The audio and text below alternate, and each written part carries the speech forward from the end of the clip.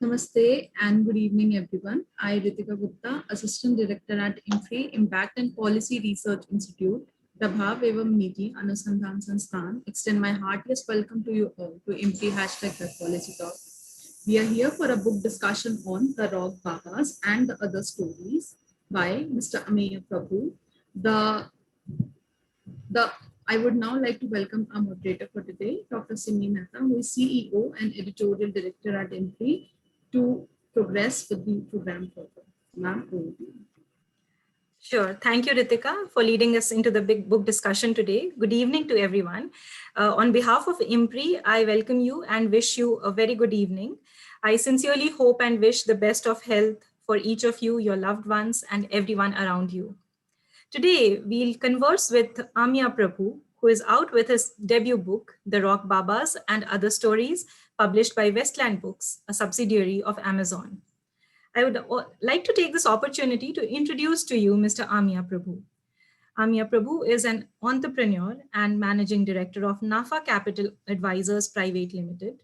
He's also a partner in UAP Advisors LLP, which is a financial services, principal investment and strategic advisory firm focused on India and other emerging markets. He is also the managing director of the New Age Financial Advisors Private Limited, which is a joint venture with IFCO, which is the world's largest farmers cooperative organization. Recently, Mr. Ameya has been designated as a young global leader by the World Economic Forum. His expertise lies in nurturing, building, financing, and growing early and growth stage businesses. He holds a Bachelor's of Science degree in Economics, Politics, and International Studies from the University of Warwick and a Master of Science degree in Financial Management from IE Business School, Madrid. Mr. Ameya is a member and director at Miracle Feet Foundation, a global movement to treat clubfoot among children. He is also on the board of the Climate Group. He is also the vice chairperson of Konkan Kridha Prabodhini, an NGO focused on sports development, and trustee of Manav Sadan Vikas Sanstha, which is an NGO which is dedicated to skill training and skill development in women. And most of all, Mr. Ameya is the author of the book, The Rock Babas and Other Stories, and a published writer and columnist whose writings have been published by well-known media outlets such as the Huffington Post. So firstly and importantly, heartiest congratulations to you, Mr. Prabhu, on this feat of yours. And we hope and wish that this is just the beginning in your writing journey. I'm almost through. Thank you. I'm almost through with reading this wonderful, superbly fascinating book of yours. And I'm so impressed with your literary flair and penchant for writing. Congratulations to you. So welcome, Mr. Prabhu. Um, I would begin my discussion with you on the fact that writing a book is often a very solitary affair.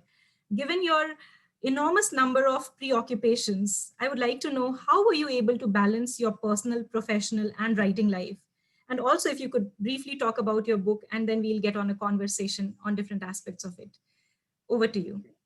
Thank you so much, Dr. Simi ji, and thank you, Arjun Kumar ji, and thank you to all the people at IMPRI for having me here today. And firstly, I think we are all facing a difficult time in India with COVID, and I would like to say that my heart and my good wishes and my all the positivity that I can conjure up goes to each and every person right now and their families who are suffering. And it is a difficult time for us, but I'm certain that with grit and fortitude, we will come through it. And that's one of the main themes also in the book that I have focused on. And so again, thank you so much for having me here. And thank you, Simiji, for that introduction of mine. You asked about writing being a solitary affair. And it's almost like you knew how solitary I was when I wrote the book, because I was actually I wrote the book about a year ago when I was in Mumbai during the lockdown. So I was I live in Mumbai, but I was in my apartment all alone. My family at the time was in Delhi, and for about 2 months I was stuck in Bombay, in Mumbai, and so literally I was all alone in an apartment, because of the national lockdown. So literally it was an extremely solitary affair for me writing the book, because I had no interaction with any other human being. And it's almost like one of those stories that you hear about a man being stranded on an island, and he does something. Or I was reading about Arthur Wells, who used to lock himself up in the Golf Face Hotel in Sri Lanka for months at a time and finish his books. So I think sorry, Arthur C. Clarke, not Arthur Wells, Arthur C. Clarke. And so I think I think it's somewhat similar. So for me, it was an extremely solitary affair, writing my book. But I think in a way, the previous lockdown, when I was faced with it, I think it depends upon how you react to it. A lot of people at the time were like, "Oh, my normal life has been completely, shattered, and how do I deal with it?" And as you said, my professional and personal lives are quite busy because I do divide it up between work, family, and of course also my charitable endeavors. And that actually didn't actually give me enough time to pursue my passion, that was writing. And so, of course, I used to write articles. I used to write news articles, maybe poems, or maybe short format content, which could be done in a few hours. A book of this size, which is, while they are short stories, it's over 300 pages long. So it does take, I finished it within 3 months, but it does take a dedicated effort over time to write a book of this length. So you're right. I think when things are open, when you are all the way always out dealing with work, and as you know, we Indians are very social people. So we have a lot of social commitments, family commitments, friendly commitments, of course, my commitment towards my charitable endeavors. So of course it would have been very difficult for me to write had it not been so for the previous lockdown. And I think in a way, I did try to make the best use of the time then. And even to be honest, in the middle, when everything was open again, I got back into the old uh, I would say, way of life. And again, now that things are again under lockdown, I am seeing myself writing more again. So I think, in a way, time is the greatest luxury we have, and I think we should all realize that the one commodity we never get back is time. You can make money, you can lose money, you can argument something material can always come back. You buy a house, you sell a house, you buy a laptop, you sell a laptop, but the time that you have used will never ever come back. So, and I think that's why one thing which philosophically I really believe in is, whatever time that we have, sometimes we always complain, oh, I have so much time on my hands. I think we should actually be happy that we have time on our hands, because that is our greatest asset. Right. And we have to make the best use of that time. And I do hope that I feel that I did. And of course, and that time can be done pursuing a hobby, spending time with loved ones, or maybe even spending time with yourself. Because sometimes I feel we spend time with the whole world, but we don't spend enough time with ourselves. And in a way, that's why I meditate twice a day. And one thing which I always say is that the only time we close our eyes is to sleep. But when we are awake, our eyes are always open. But actually, we should close our eyes when we are awake as well and look inwards, because our entire life is spent looking outwards towards, and when so we don't actually look inwards into us to introspect, to think, and to also, ascertain how good or how bad, or let's say, are we content and happy with ourselves.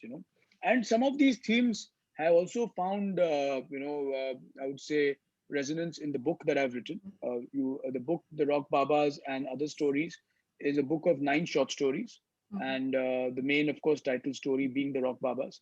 And each of these stories are based in a different part of the world, and they're actually based all over the world. You have and people from various religions, you have people from various communities, various races. So you have Hindu characters, Muslim characters, you have Buddhist characters, you have African American characters, you have Colombian characters. And the reason why I wanted to create this diversity in my characters, in my locales, in my positioning, and strong male characters, strong female characters, is because I wanted to showcase a common theme that ultimately we are all one. Ultimately we are all human. Ultimately we are all born. We go through the travels of life, and one day we depart this planet. And the key question is, all of us are faced with challenges. All of us are faced with hurdles. The question is, how do we overcome those hurdles? Do we get bowed down and sorry, do we get cowed down by those hurdles, or do we overcome them and triumph over them? Are we going to be a lion in life, or are we going to be a sheep that runs away? So I think that is something which uh, is the theme which the book has. And of course, that is the undercurrent of the theme. There's also a strong theme of spirituality which goes through it. And so yeah, so I mean, there are 9 short stories, and I guess through the conversation we have today, we'll definitely delve over some of them and some of the Sure. themes which come into these stories. Yes. And I would like to, of course, thank Westland, my publisher. Mhm. And Westland is a 100% subsidiary of Amazon, and we've been retailing both in bookstores and at Amazon. But unfortunately, due to the lockdown, the Mm. bookstores haven't been able to, be open as long as they would like to. So usually when I'm on these platforms, I always tell people, please go to the bookstores and support them. But I think this is the one time I'll be like, please stay at home. But once things normalize, do go to the bookstores, because we also need to support these businesses, who have been Absolutely. stood the test of time. And I think, Mhm. while digital is great, while everything online is great, but I think we need to support businesses such as bookstores, such as your corner shops. And I think that's something which, once things normalize, I would highly recommend all viewers to also do. Absolutely. Absolutely. Yeah, thank you so much for that wonderful and brief introduction about the book. And yes, so taking from there, I because I've read the book, so all the short stories have philosophical undertones to them. You bring out the inevitability of challenges during one's lifetime and how one reflects on one's past and attempts to undo the past mistakes and wrongdoings as a sense of atonement, either for personal contentment or to go down in the annals of history as a dedicated patriot. I draw this from your own, from your first story about the aging Japanese billionaire Takahashi Watanabe, who is estranged from his daughter, and he donates his fortune to a charity in order to, reconnect with his daughter. And also, the second part is about the third story, the memoirs of a dictator of a fictional country, which you have so wonderfully described, which is located in sub-Saharan Africa. So my question is that at such a young age, with so many hats on, what makes you so philosophical, and the spiritual underpinnings that are reflected in your stories? Would you like to share some personal anecdotes that make you a firm believer in the goodness of humanity? Because just now you mentioned that at the end of the day, we are all human. And it is very important to showcase this human aspect because of so much of intolerance, so much of racial discrimination, and all sorts of negativity around in our society and the world at large. So if you could throw some light on that. Thank you so much. Sure. No, I think that's a very good question that you've raised, and I think thank you firstly for reading the book and asking such pertinent questions. And I hope you enjoyed it. And but I did. Thank I you. thank you. So I think firstly let's I think there are a few questions in there, so I'll try and address them one by one. So I think firstly, say the accidental philanthropist about the Japanese billionaire who is, as you know, is very wealthy and successful, but not very loved, and also estranged from his daughter, generally estranged from life, but very successful. And as he's turning 75, faced with a terminal diagnosis, he does a health checkup, and it says that he's not going to live very long. He decides to donate his entire fortune to charity. And when he does that, suddenly he becomes popular, suddenly he becomes loved, he's close to his daughter again. And as you know, in the story, there's a catch, because what happens is, it turns out later on that he's actually not going to die, because there was a misdiagnosis and he's going to live very long. And the story, of course, is now he wants his money back, but he also doesn't want to lose this newfound love and connection that he has. And of course, the rest of the story deals with what he does and what he decides, right? So I think if you see the themes that play out here, one thing is material versus love, which is, love is intangible. I mean, let's say that the love is something which one feels for the family, feels for your pet, feels for your, I mean, for everyone around you. It can be anyone who you feel a connection with, and that is not tangible, whereas material wealth is very tangible. And a lot of us are caught with the whole materiality of things, and that's what I just addressed earlier as well, is that everything we do is outside, is always external, material wealth, position, but none of us actually look at inside and the things that make us happy or really satisfy us. The unconditional love of a daughter, the true feeling of being loved by the people or unknown people that you help. And all of us today in the country are helping unknown people in some way or the other. So that feeling of satisfaction when the person you are helping won't even know that you're helping him, and that is true selfless service, right? So in a way, the greatest triumph of selfless service over material possessions is something which, let's say, Watanabe gets, but is he evolved enough as a soul? Is he evolved enough as a person to realize that selfless service far outweighs material possessions is something which that book addresses, or that story addresses, right? And of course, it's a humorous story. So now, while the themes might be heavy, the delivery is very light. I think that's what I would like to say. There's no point, I think I've made the book a fun book. I've tried to keep it entertaining and convey the messages subtly. And again, Yes. going back to Memoirs of a Dictator, I'm a very staunch anti-colonialist, and both you and Arjunji coming from JNU, you will echo with that theme. That I'm very, I think colonialism was literally a crime against humanity, and I think what happened there was very wrong, and we are still bearing the brunt of it.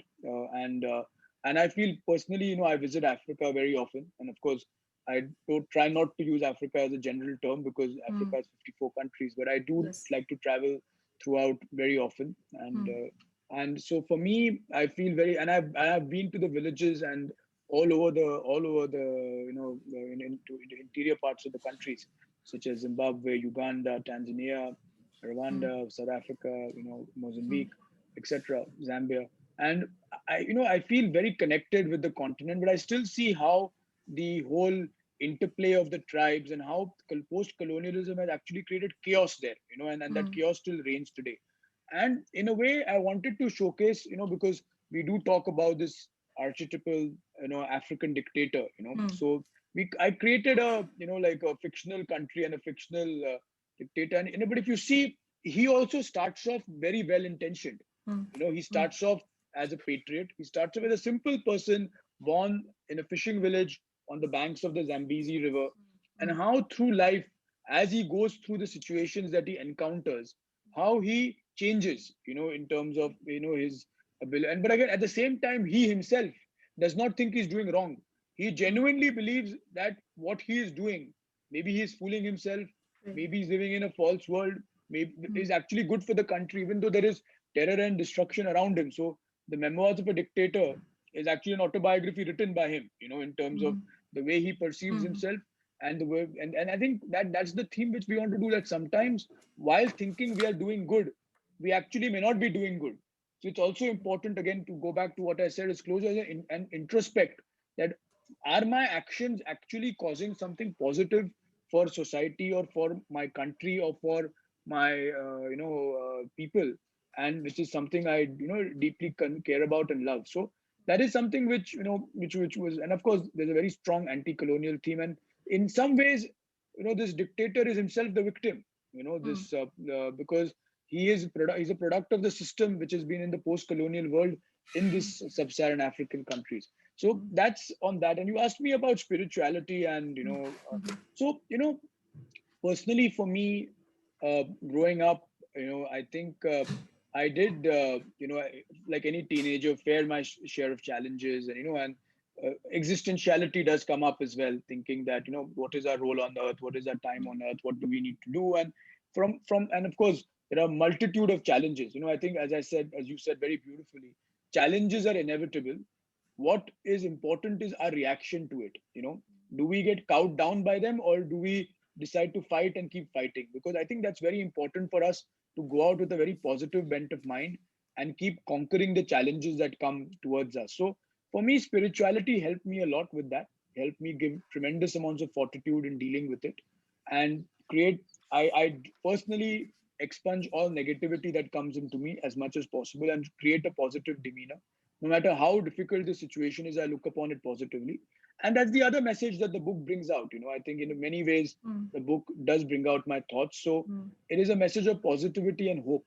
And I think, as they say, ki hope is the most powerful thing that drives the world. It's not, without hope, we have nothing. Hope is actually the fuel that drives us every day. So that's the message which, we're trying to bring out through the book and through the stories. Absolutely.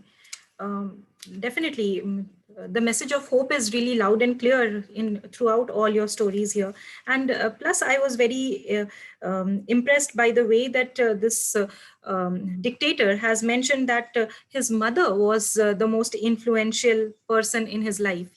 She influenced him throughout his life. So this is very important to bring out, personal affection and personal inspirations that actually made him the person that he was. Well, what history made him and how he was able to communicate to his people and what was going to happen to him, that is a different story. But definitely the personal inspiration from your own family members makes a lot of difference to the youth, to the young people who are in their growing age, etc.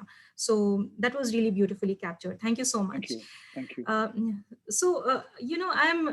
a bit intrigued about the title of the book, wherein the Rock Babas comes towards the end of the book. And what made you put this as the title of the book while not having it as the first story? Like, it could perhaps be the accidental philanthropist and other stories.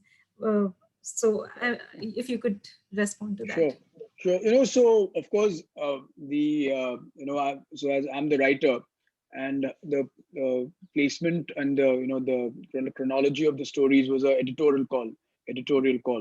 So that's something which my editors decided, and yeah. But I think the reason, so the Rock Baba's story, just to go into it for a couple of minutes. So it starts off with a Swiss hotelier. It starts off in Kathmandu in Nepal with a Swiss hotelier called Helmut Kaufmann, who's very successful Western, hotelier, and but again he's very European, and he looks a bit down upon Asian and I mean basically cultures of the East, of the Orient, as they would call it.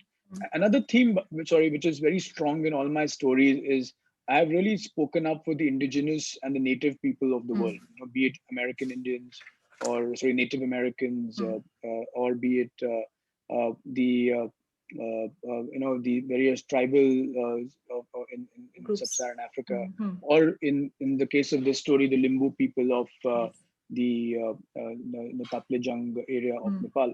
So so while he's come to Nepal to climb the Kanchenjunga, and he goes east, and throughout he's going east, he's hearing fables and stories, which are the local tales of the area about how Kanchenjunga is the mighty goddess. We call her Sevalangma. And I've tried to also focus on a lot of climate related themes, into this. And he keeps deriding these things as local fables or tales. And of course, while he's climbing, he gets caught in an avalanche. Everything goes dark. He loses his party, his climbing party. And then he wakes up and he finds himself in this cave, and he goes out, and there's this massive thing. And he actually finds out that as the story progresses, he's in the ashram of the secret ashram. No one knows where it is. He was rescued by them. He's in the secret ashram of the Rock Babas. The Rock Babas in the book are a monks, are a community of monks who play rock music and connect with the higher spirit that there is, or higher, the higher essence in the world. And then of course the rest of the story is about his life with them. So to be honest, the short answer, I'm going to give you a very long answer. The short answer to your question is, I really like the name, the Rock Babas. I think each of the titles for the stories were personally chosen by me. But the Accidental Philanthropist, or be it the Memoirs of Anpao, or the Man with the Beard. But I really liked the title, The Rock Babas. So it was a long debate as to what to call the book. Do we give it something generic? Do we give it something? And finally, I just said one day, you know what, I'm just going to call it The Rock Babas and Other Stories, because, and then, they made a pretty cool, they made a pretty cool cover as well. And you also have it on my t-shirt here. So I think it was I mean, to be honest, great job done by my publishers and designers. I'm very, very, very, very lucky that I've had such a great team with me. Yeah, that's great. That's great to know about the story that went behind this entire story. Yes, as you mentioned, Rock Babas is essentially the monks in the Himalayas seeking to attain enlightenment and nirvana through rock music. Have you, and in fact, you have also, pointed out the famous song of AC/DC and let's be on our way to the promised land. So that is very interesting and beautifully placed as well. So I would like to know, have you been a music person yourself? Because music for many is a solace to the soul, which also opens up enormous scope for realization of one's aspirations. So if you'd like to respond to that.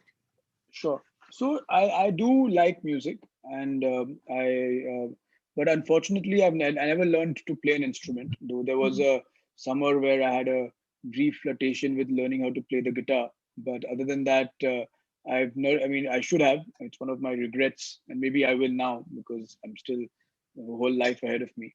But Yes. I do like music, and for me, but again, I think music has been something which for me it really I like a wide array of music. I think at one end of the spectrum I do like rock, classic rock, especially 70s and 60s, 70s, maybe early 80s rock.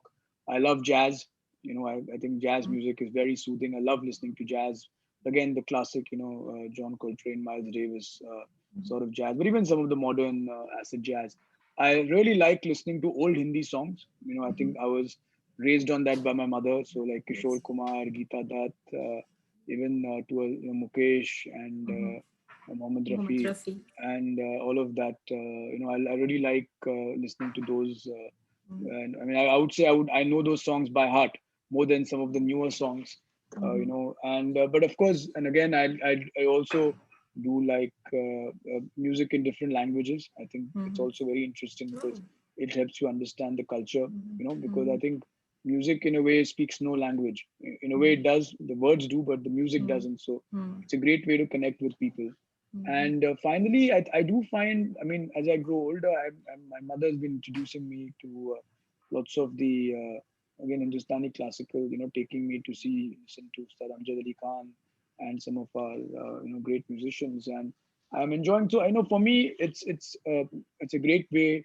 So I'm a writer. So for me, my creative output is writing, but maybe the input in some ways is music, so I think it's a very, very. So I wanted to again. One story was on music, which is Yes. the rock purpose. Yes. Amazing. That's really fascinating to know.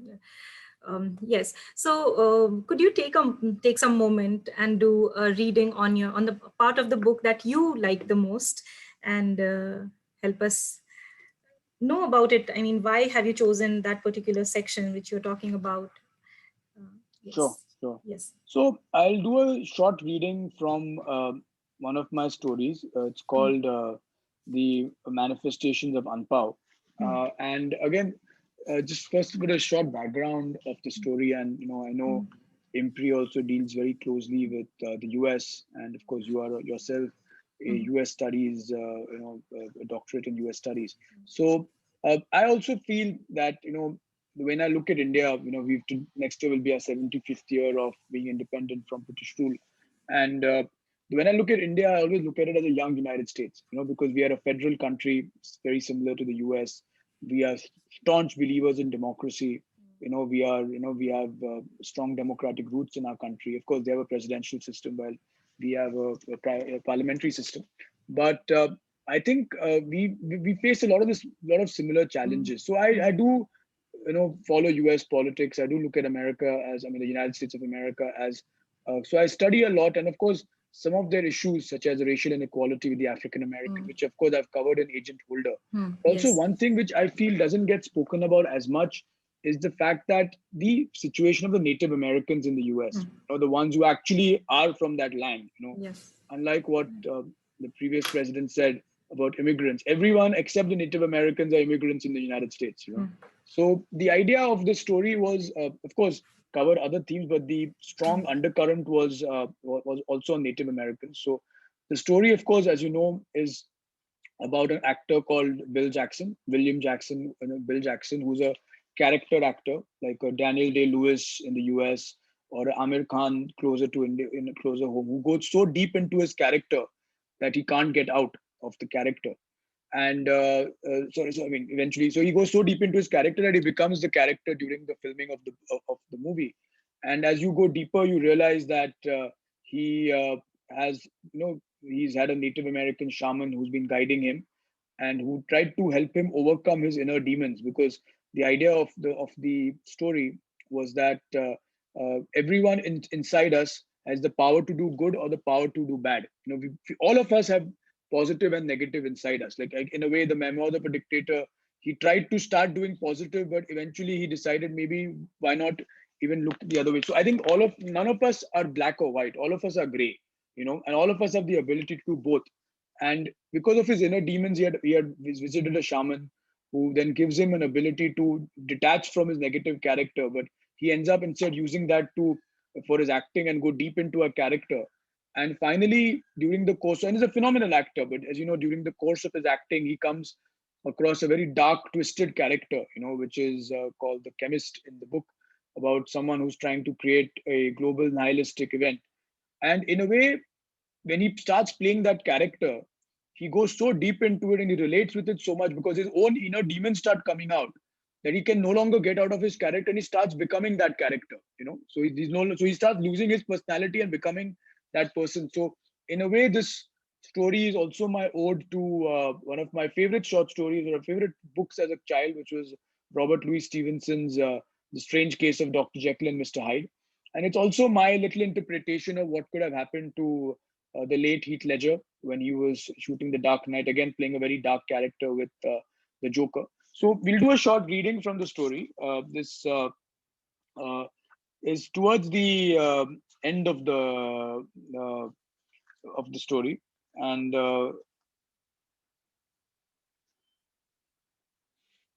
it's towards the end of the story. So we'll start there. Bill's behavior became increasingly erratic. While he was the ideal professional on set, he would disappear into the desert every night and return to the hotel the following morning, none worse for the weather. So this is page 54 in case anyone is interested. His dietary habits changed remarkably. The avowed vegan and teetotaler started consuming copious amounts of red meat and began drinking every day. This came as a surprise to those around him, but given how it seemed to help him in amplifying his performance, they turned a blind eye. Bill also became irregular with his daily ritual of calling Emma is his daughter, and Emma, and would sometimes skip for several consecutive days, corresponding with the time that he would be in an extended hallucinogenic haze. His daughter felt broken by her father's wanton disregard for her well-being. Seeing Emma's shattered state, Sarah confronted William on his unstable behavior and asked him to mend his ways, and threatened him with a separation otherwise. It was, hence, a particularly tumultuous time for Bill Jackson as he prepared to shoot the final scene of the movie. According to the amended script, the Chemist, which is the character that he's playing, according to the Chemist, after being universally derided for his genocidal actions, would flee from his pursuers and surreptitiously wander into the desert to evade justice. Following the collapse of his nihilistic designs, his apocalyptic plan having been thwarted by the heroic efforts of the protagonist, he would contemplate the next course of action.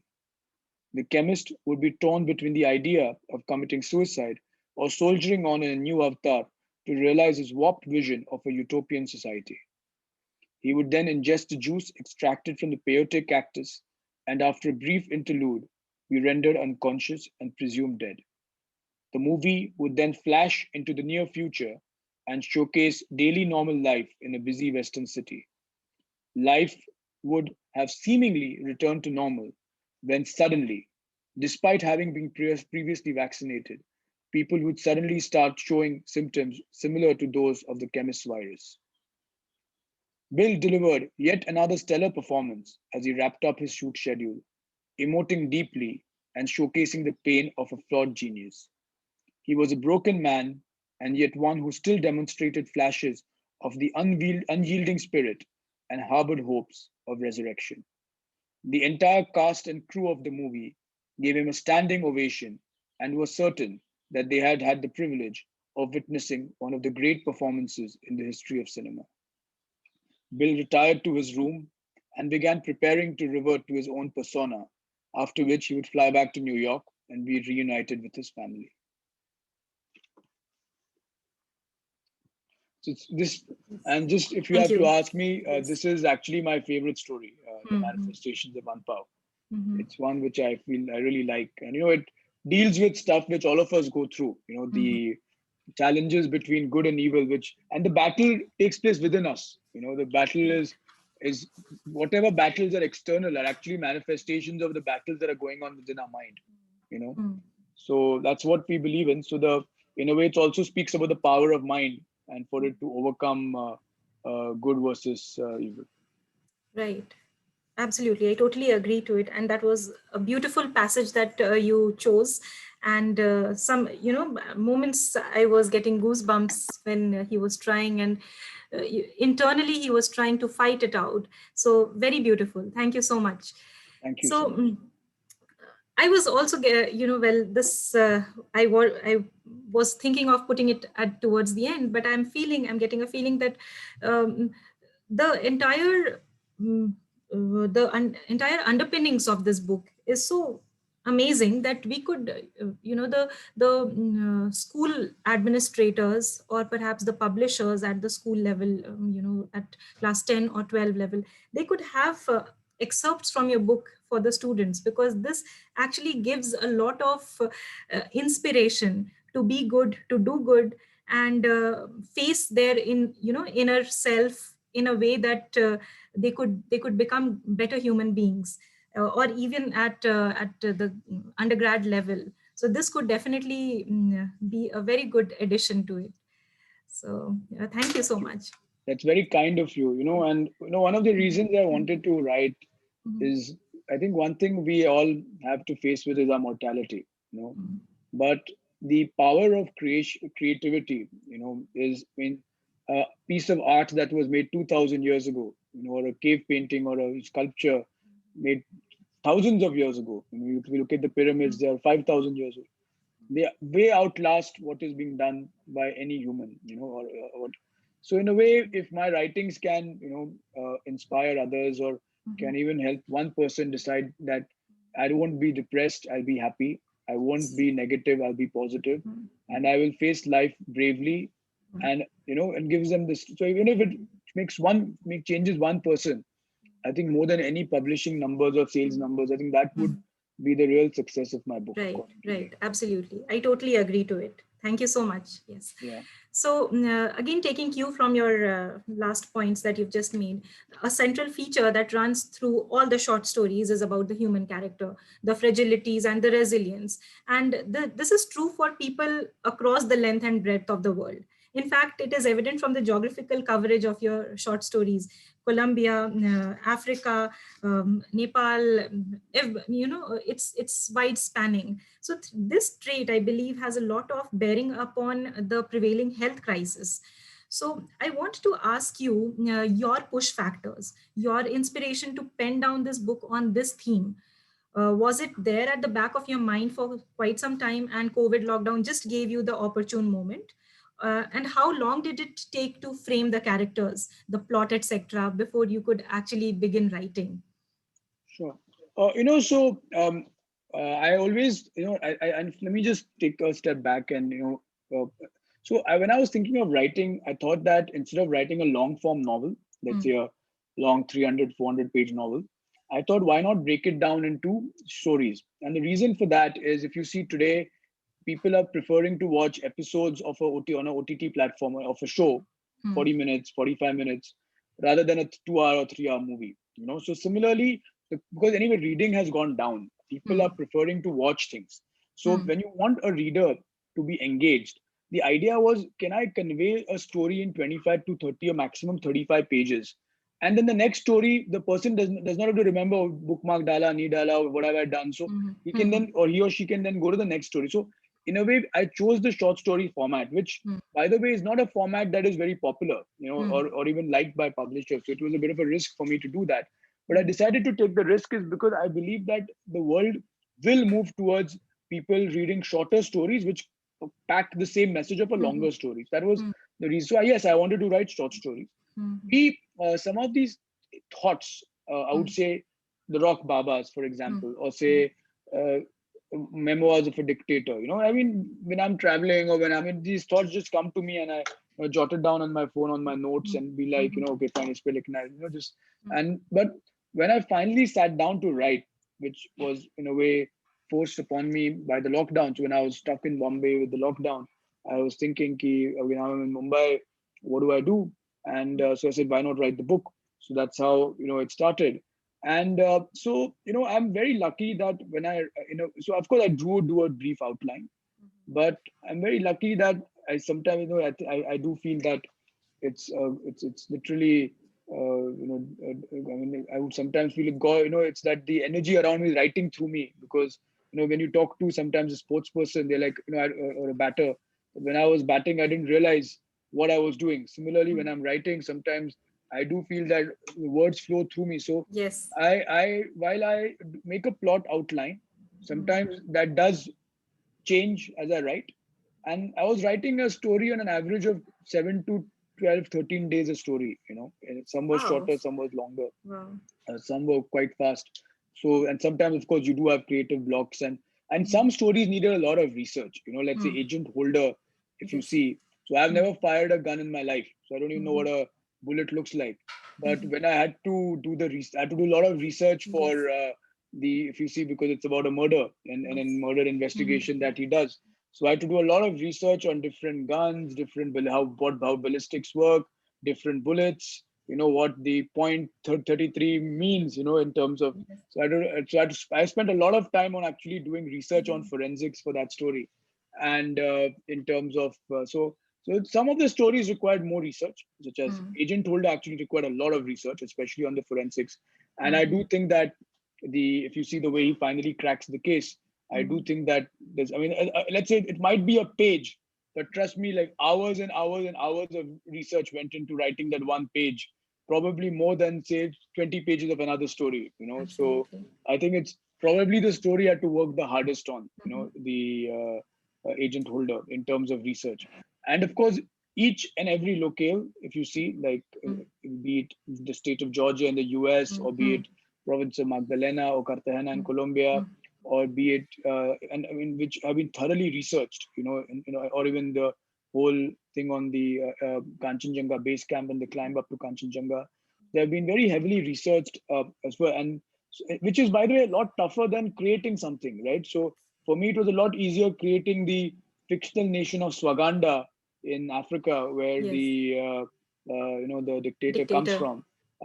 For me, that was a lot easier because I could, actually make up something. Whereas when it's an actual place, you have to be very accurate. You cannot. So, and I think at least factually, I've tried to maintain as much factual accuracy as possible. So that did take a lot of time, but luckily I finished the book in 3 months, and then another That's few months amazing. for negotiations with publishers, etc. And Yes. then, so, but of course, I just realized it's now. I mean, a year ago I was busy writing my book. Wow. Wow. Maybe next year we'll be discussing your next book this time. Let's see. Hopefully. Thank you. Thank you for those background. It is actually very interesting because, on the face of it, the book is just amazing, but we need to know the person who is writing behind it and what were the challenges, what were the reasons, etc. And so this conversation is really helping me, navigate through this. So thank you very much. My next question to you is about the undercurrent of the book. Again, I'm coming to the humanity part, where one's inner self is more connected with the positivity, creativity, and then it is resonating to do something fruitful, not just for oneself, but for the society at large. I see this as a reflection of you, as apart from being a successful person in the field of finance and so many other professions that you're engaged in, but you're also committed to the cause of women's economic emancipation, for example, environmental development, etc. So were these personal traits the reason for the humane underpinnings of your book? So ultimately, as an author or as any creative person, whatever you do does reflect a bit of yourself. I mean, in the themes. I mean, of course, each and every a lot of people ask me, were the characters inspired by real people? I said no, all of them were actually sad. Sorry to say, they were all completely made up. Of course, Wow. maybe there are elements of certain people. So especially in this, again, coming back to the Memoirs of a Dictator story, there Yes. are elements of several people, and historical people Yes. throughout, and not just from Africa, from all around the world in that character. But none of the characters are real. But the themes do reflect what I feel. I think the theme of, say, environment, on the environment, for example. So when you're talking about the Kanchenjunga, so you have to realize, why are fables created? If you see, the native people or the indigenous people of every place are actually some of the most environmentally conscious people in the world. And that's why for thousands of years, I mean, the Sherpas could have climbed, the Nepali people could have climbed the Himalayas anytime. They are, see, today even, and that's why if you see, even by the way, even in my book, I speak that everyone talks about these great mountaineers from Europe and US who are climbing these mountains. Don't forget, the Sherpas do that even without, why the Sherpa, even the porter who's carrying your food is doing that even without a huff and a puff. Yes. They are the real heroes. The Sherpas, the porters, the guys who are making the cooks, they are, while the glory goes to these mountaineers who paid $20,000-$30,000 to climb these mountains, but the real heroes are these guys who are, and they could have climbed, but they were so environmentally conscious, throughout history, that they knew the damage that it would cause to the fragile ecosystem of the mountain by excessive mountaineering. Of course, now commercial reasons also do come in. So they are some of the most environmentally conscious people. Similarly, if you see villagers in India, or even villagers in the countries of Africa, they are very conscious, and that's why even if you see the story on Memoirs of a Dictator, or even in the story on Man with the Beard, which is about a banana cooperative in Colombia, and about, of course, it has again a strong anti-colonial theme, and a story about social welfare and idealism versus practicality. But again, very strong themes on environment, indigenous people's issues, and these are things which I believe very strongly on.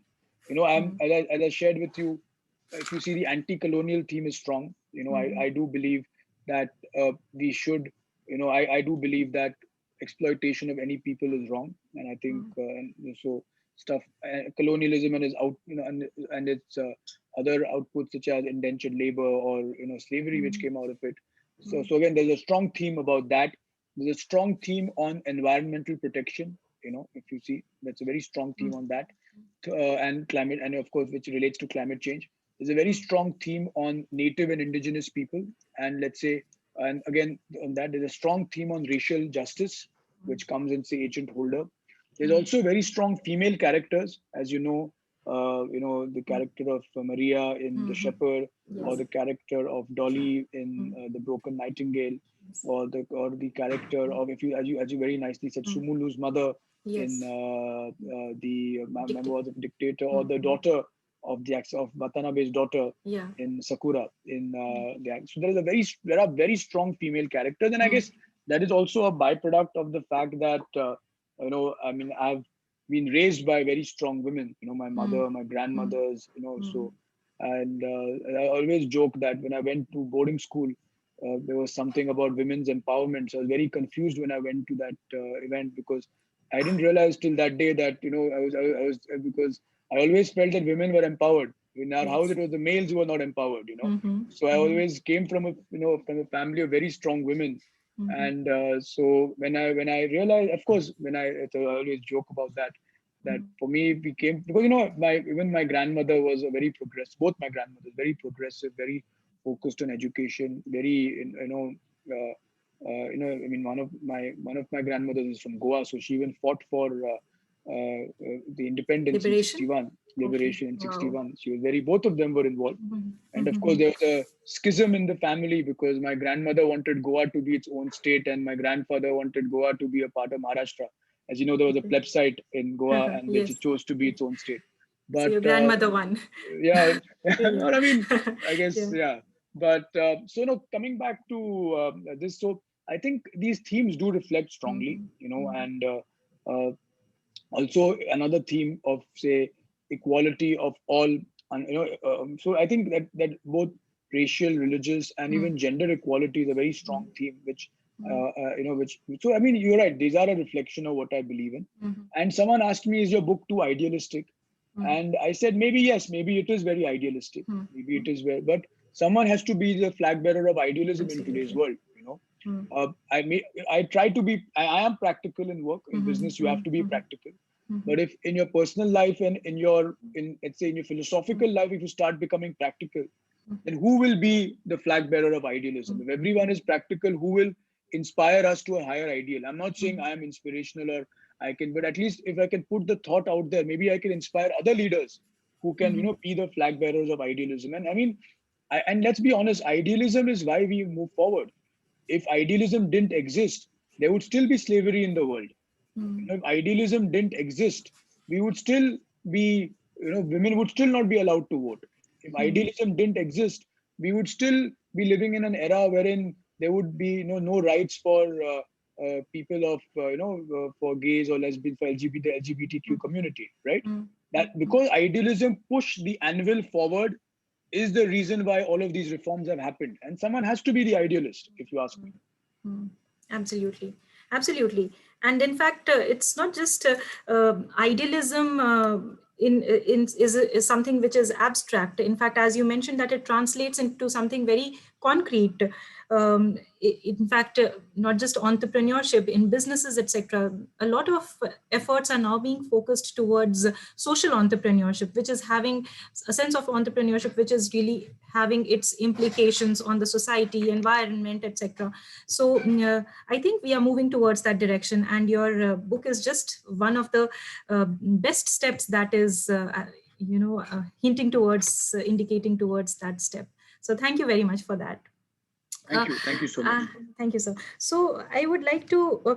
This is just a curious question. That all the geographies that you have spanned in your book, have you? Of course, research has gone into it, but have you also visited in person all these areas? You say you have visited a lot of countries in Africa, so I get that. But how about the others? Yes, I have been to Colombia. So Cartagena I've been to, but I have not been to the Magdalena provinces where the action shifts to. So there is a bit of reality and fiction there. Similarly, I have been to Georgia, the state of Georgia, or in LA, but again, not, for example, it goes to Macon County, etc. So a lot of these. So yes and no is the answer to your question. So, for example, I have not had the pleasure of going to Bangladesh, where the story with the broken nightingale starts. Or again, there are two fictional countries, right? There is the country of Al Qasriya, where the Rainbow Prince is based in the Arab world, and there is Swaganda in Sub-Saharan Africa. Now, these are both an amalgamation of several countries. I've taken 4-5 countries and taken the part of Zambia, some of Mozambique, and mixed it up into. But again, I've been to them. So look, actually, I've been to most of the countries which are in the, but maybe not the exact. For example, I've not been to the Kanchenjunga. I've always wanted to go. Oh wow! And from either the Sikkim side or from the Nepalese side. And but hopefully one day I would have the pleasure of going there. Absolutely, yes. And the avid traveler that you are, definitely you should visit. Thank you so much for that. Yes. So, with a fascinating response from the readers of your book and the brilliant reviews on numerous platforms that are coming up, have you received any constructive criticism, maybe from family or from close friends, which you agree with and which you are also thinking of incorporating it in your next books? So I think the way the stories are structured, each one has a different story, which is their favorite. So for example, the last story, The Shepherd, I'll be honest with you, it's not one of my favorites. It's a good story. I mean, I would, and again, and it's not one of my, but let's say my wife or my mother, and it's a romantic story. Okay, I mean, so and it's one of those like unrequited romance. They all love it. So all the female readers really love it. And to be honest, in terms of criticism, I am my own worst critic. So I try not to read my book again because I can think of 100 ways I can make it better. I find like, okay, so I mean, even now when I was reading that passage, there were like 2-3 things I was like, oh my God, I mean, I should have changed this, should have done that. So I am very, very critical on myself. But in terms of external, I've had, as you said, I've had a lot of good reviews. And as you know, we were launched at the Jaipur Lit Fest this year, and we were also at several literature festivals, Kalinga Lit Fest, we did an event with college students. So we've been doing several events this year. But I think a couple of criticisms is, of course, some people said, why short stories? Why not novels? But that was, of course, a conscious decision. Others also said that I had both. Some people praised the language. Others said that maybe the language is a bit too, for want of a better word, hi-fi. Could you have maybe simplified some of the language is what was one feedback. Thirdly, also they said that some people like the diversity of characters, the diversity of cultures. Others said maybe it would have been better for it to have a uniform link theme, because maybe they thought maybe it's too spread out, in that sense. That was another, and fair enough. I think, to be honest, sometimes I find criticism more genuine than praise, because I think it's important to have critics because they keep you sharp. So, I always say that whatever you do as a byproduct is in life is you're a byproduct of your supporters, but also your detractors. Your supporters drive you up, but if you did not have detractors, you would not have the sharpness that you have while going up. So I think I'm very happy, and of course, even if you have any criticism or any constructive feedback, please do share, because I think that is the way I can only get better. So actually, to be honest, really like constructive feedback or even any critical comments, because that is something which I'm a big, for me, it's very important to receive that. Absolutely, certainly. And this leads one towards self-reflection. Of course, you don't need to be too harsh upon yourself, that okay, this could have been made better or written better, etc. But self-reflection is the first step towards rectifying. But definitely, so far as I have read throughout, and those who are pointing out towards the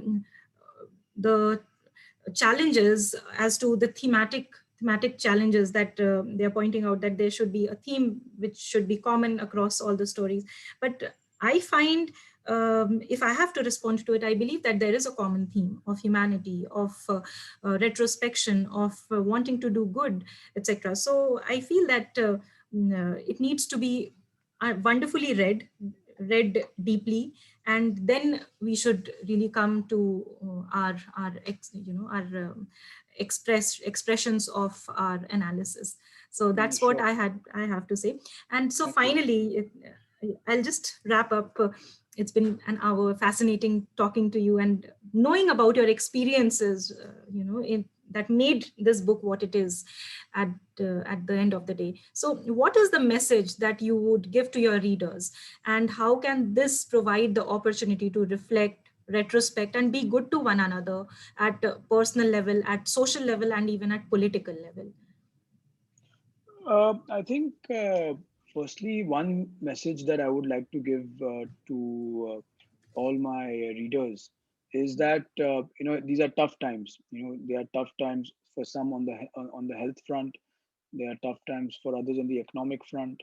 There are tough times for a lot of people on the personal front. In terms of losing a loved one, or a loved one being sick, or just uncertainty. Humans love certainty, but life is so uncertain. So I think few things. One is that keep a positive attitude no matter how difficult the situation is. I know it's very tough to keep a positive attitude, but that will only be the thing that brings us out of the current situation. Second is look inward and introspect.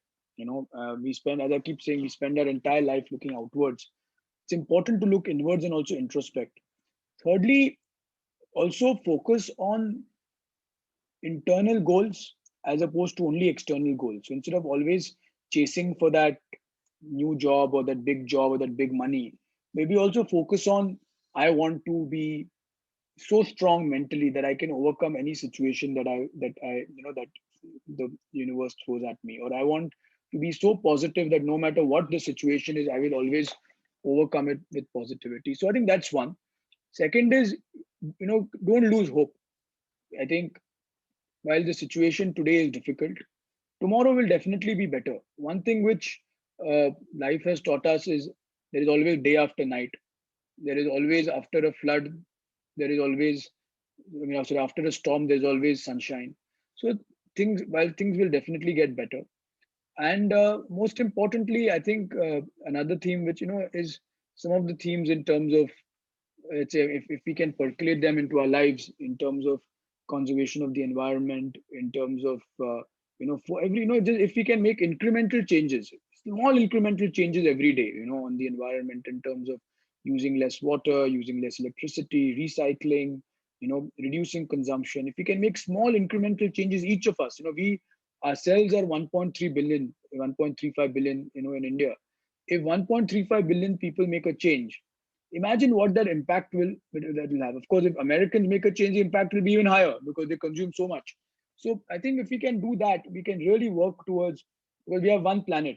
At the end of the day, today, if you don't like your apartment, you can sell it and move somewhere else. If you want to today, people say कि अरे शहर में Covid आ गया गांव चलते हैं, but global warming आ गया, planet में problem आ गया, तो किधर चलेंगे?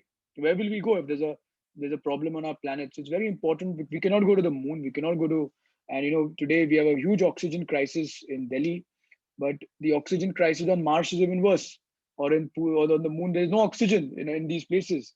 So let us think about that, and let us also use this opportunity to realize that the world is facing a serious climate crisis, and we really need to, each of us have to make, similarly with COVID, if each of us wear a mask, each of us, take small precautions, at least till each of us get vaccinated, each of us wear a mask, and we each of us avoid very large gatherings, we can actually protect society as a whole. Similarly, if each of us decide to be more environmentally conscious and focus towards doing something towards climate change, we can actually protect our planet as a whole. So I think that is very important for us to do. And so yeah, those were the themes which I would like to take it out of the book and this conversation. Yes, thank you so much. It was amazing and fascinating talking to you, Mr. Ameya. Thank you for sharing your thoughts and discussing your book. And it was also wonderful knowing you as a person, sharing your vibrations of positivity, light, and kindness and humanity with the world and the ecosystem. It really means a lot for everybody who would be hearing us later on YouTube and Facebook and all others who would be reading your book. So thank you so much for your time, and may the book attain greater readership, and hope that it stirs up the consciousness to be good to not just others, but to be good to oneself. And so with this, I would like to propose the formal vote of thanks. Thank you very much to Mr. Ameya Prabhu and Westland Publishers. Rashi, thank you so much for helping coordinate this wonderful book discussion, and our director, Dr. Arjun Kumar, assistant director, Ritika, and all of us, and all of you who were part of it and who will be watching it later over different channels and platforms. So thank you so much. I wish you all a very good evening, and please stay safe. Thank you. Thank you so much. And thank you for having me, everyone. Thank you. Fascinating having you. Take care. Thank you. Bye.